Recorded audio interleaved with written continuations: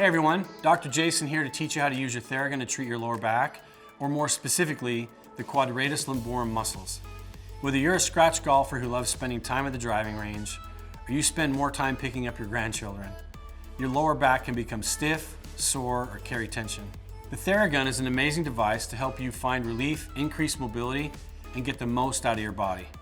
So here's what you're gonna do. Step 1, pick your attachment. I like the dampener for the lower back, but you can use whichever you like for this treatment.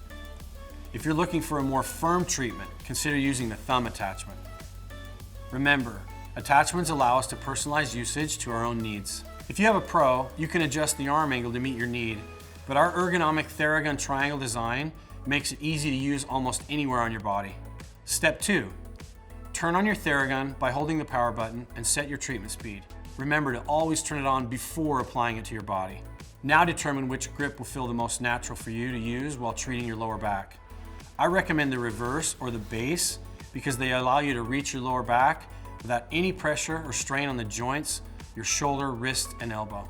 Step 3, now for the fun part, using your Theragun. If you're using your Theragun to activate or warm up your lower back, we recommend the following protocol. You'll apply the device for 30 seconds total in 10-second increments, starting with the origin of your muscle, back and forth across the muscle fibers, then the insertion of your muscle, back and forth across the muscle fibers, and finally you'll want to go back and forth for 10 seconds along the muscle fibers from one end to the other. If you're using your Theragun to recover or relax your back, we recommend using it all over your muscle, back and forth, side to side for 2 minutes total.